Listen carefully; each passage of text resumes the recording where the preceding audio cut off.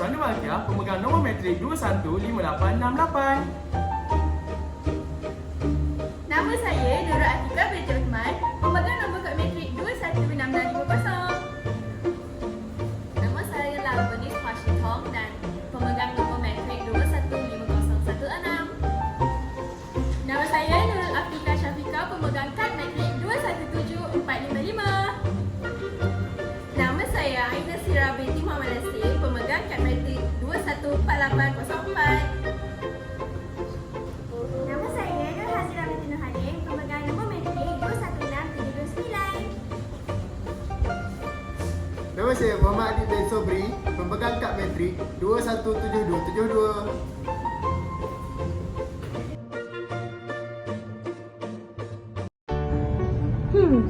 Apa itu KSSM?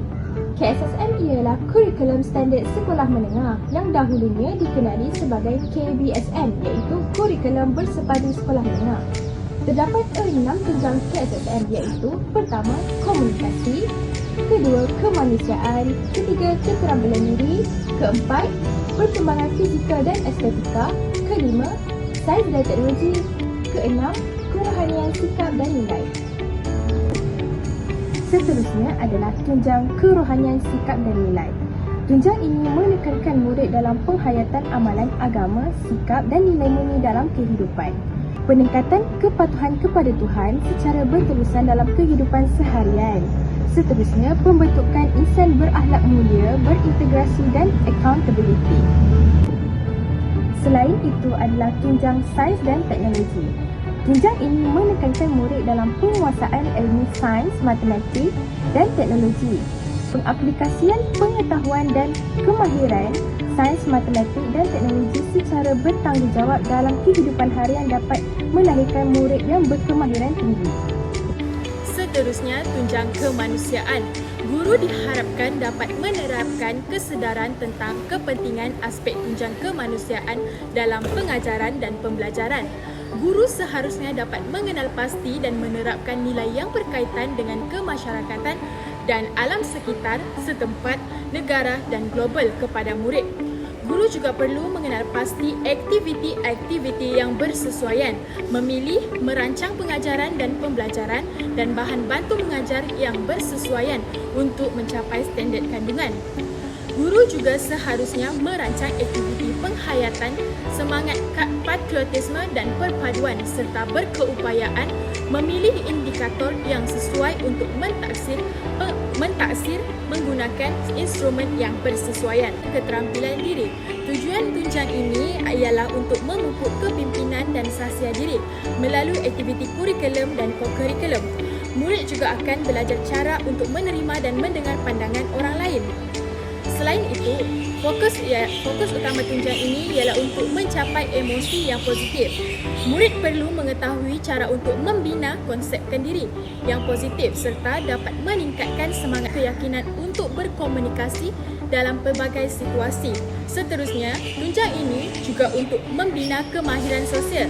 Tunjang ini diharapkan dapat memperkenalkan kepada murid cara untuk berkomunikasi dan berhemah serta dapat menghormati hak orang lain, di samping mengetahui cara yang betul untuk mengatasi konflik. Perkara ini dapat menunjukkan contoh kepimpinan yang baik. Tunjang perkembangan fizikal dan estetika memberi penekanan kepada perkembangan jasmani dan kesihatan untuk kesejahteraan diri dan pemupukkan daya imajinasi, kreativiti, bakat dan apresiasi. Tunjang ini mendukung kemajadian murid dengan memastikan domain psikomotor, kognitif dan efektif yang meliputi aspek pengetahuan, kemahiran dan nilai bagi elemen emosi dan fizikal murid dibangunkan secara positif. Tunjang komunikasi memberi penekanan kepada proses mengaplikasi kemahiran berinteraksi dalam bentuk lisan dan bukan lisan.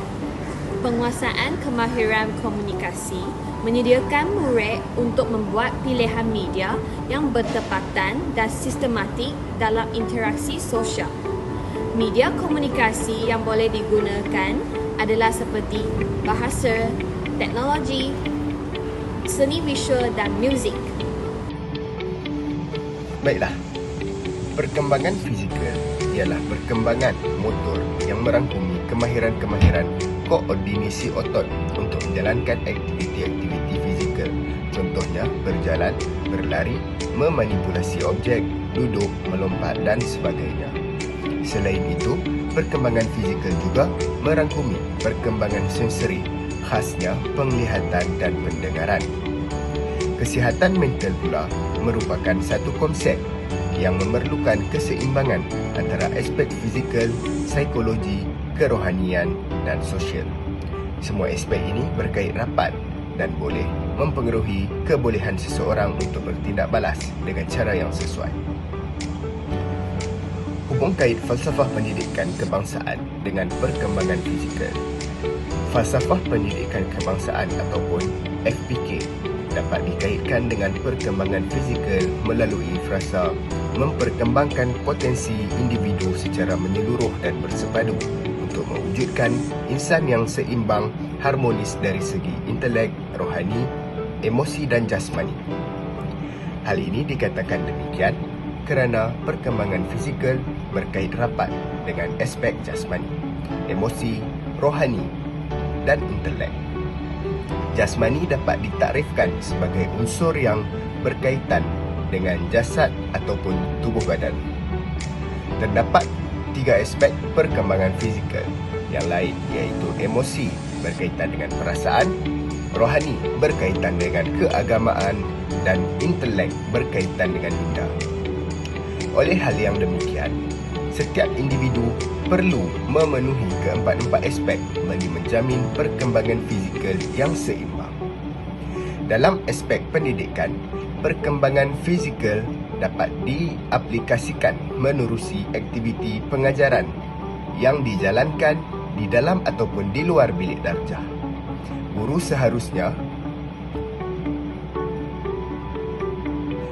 seharusnya bijak merancang aktiviti yang bersesuaian dengan aspek jasmani, emosi, rohani dan intelek. Jika penetapan sesuatu aktiviti itu terperinci dan terancang, maka tidak mustahil pelajar yang seimbang fizikalnya dapat dilahirkan.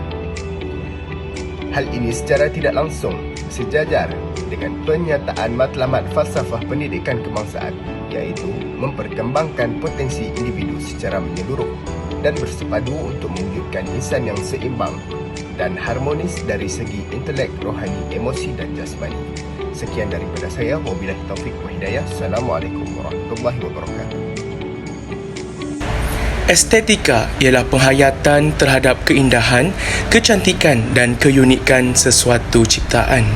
Estetika melibatkan keupayaan pemikiran yang tinggi yang mampu menilai dan mengkagumi ciptaan unggul yang maha kuasa dalam alam ini dan hasil ciptaan manusia yang memberi keselesaan dalam hidup dan keindahan dalam jiwa.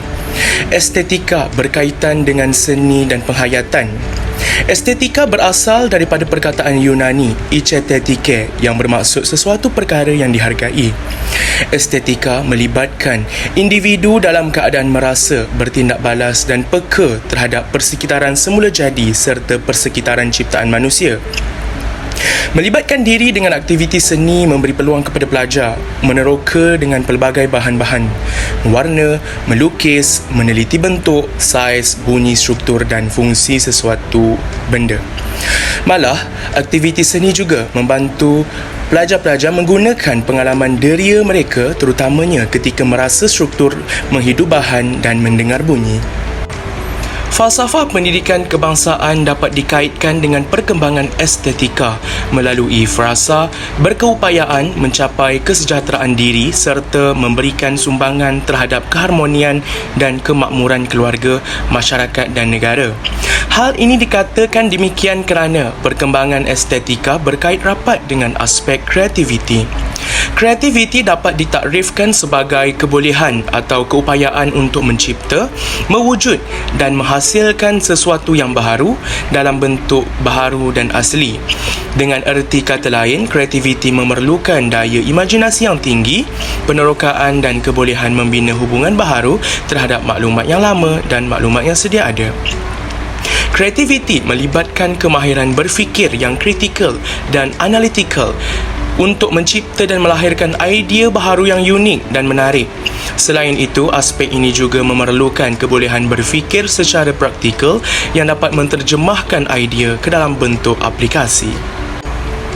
Dalam aspek pendidikan, perkembangan estetika dapat diaplikasikan menerusi teknik pengajaran yang akan digunakan oleh guru di dalam bilik darjah.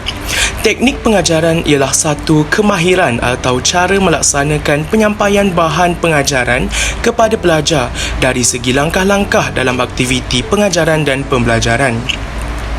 Secara khususnya, teknik merupakan satu cara penyampaian pelajaran dan perlu diteliti supaya dapat mempercepat penangkapan pelajar terhadap perkara yang dipelajari. Pemilihan teknik yang sesuai dapat mewujudkan sebuah persekitaran bilik darjah yang kondusif. Hal ini secara tidak langsung sejajar dengan pernyataan matlamat falsafah pendidikan kebangsaan, iaitu berkeupayaan mencapai kesejahteraan diri serta memberikan sumbangan terhadap keharmonian dan kemakmuran keluarga, masyarakat dan negara. Hal ini secara tidak langsung dapat menjamin perkembangan estetika pelajar. Dalam DSKP ini, tunjang yang telah dipilih untuk dihubungkaitkan adalah perkembangan fizikal dan estetika. Tunjang ini melibatkan pengaplikasian, pengetahuan, kemahiran dan amalan nilai jasmani dalam kesihatan bagi mencapai kesejahteraan diri. Pengaplikasian daya imajinasi, bakat, apresiasi, kreativiti dan inovasi dalam menzahirkan idea serta menghasilkan karya juga dititikberatkan dalam tunjang tersebut. Seterusnya, tunjang perkembangan fizikal dan estetika ini berkait dengan standard pembelajaran iaitu bagi standard pelajaran tingkatan 2. Sebagai contoh, standard pembelajaran 4.3.2 iaitu menghasilkan sajak daripada bahan rangsangan dan tema yang diberikan berdasarkan pengalaman murid secara kreatif. Dalam standard pembelajaran ini terdapat 4 elemen untuk menjalankan sesi pembelajaran. Elemen yang pertama adalah kemahiran seperti menghasilkan sajak, manakala elemen kedua adalah sistem bahasa yang berbentuk umum kerana sudah termasuk dalam aktiviti yang dijalankan oleh guru.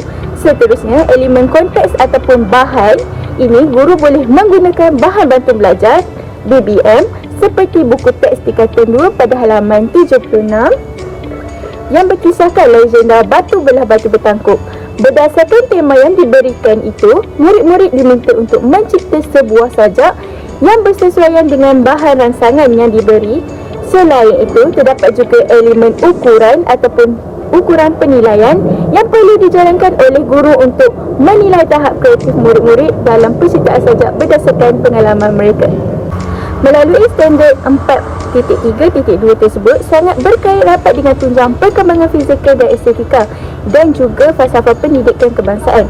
Hal ini dikatakan demikian kerana semua kemahiran dapat diaplikasikan oleh murid dengan daya kreatif dan inovatif. Tunjang perkembangan fizikal dan estetika ini turut melahirkan insan yang seimbang dan rohani dari segi intelek, rohani, emosi dan jasmani. Apakah kaitan tunjang perkembangan fizikal dan estetika dengan falsafah pendidikan kebangsaan? Usaha dalam falsafah pendidikan kebangsaan ini merupakan bentuk tenaga yang disumbangkan secara berterusan untuk memperkembangkan, iaitu menumbuhkan potensi individu. Potensi dapat dipahami sebagai kekuatan, kuasa atau imej dalaman yang dimiliki oleh manusia. Potensi juga turut berkait dengan dorongan luar atau terbit dari gerak hati, naluri atau keinsafan diri. Potensi ini dapat dikaitkan dengan tunjang perkembangan fizikal dan estetika yang menitik beratkan pengaplikasian imajinasi individu dalam mencipta atau membina sesuatu karya yang baharu. Tunjang ini juga dapat dikaitkan dengan falsafah pendidikan negara yang ingin mewujudkan individu yang seimbang, harmoni dan seimbang dari segi intelek, emosi, rohani dan jasmani. Jadi, jasmani di sini dapat dikaitkan dengan tunjang perkembangan fizikal dan estetika yang menekankan perkembangan fizikal iaitu jasmani dan kesihatan untuk kesejahteraan diri.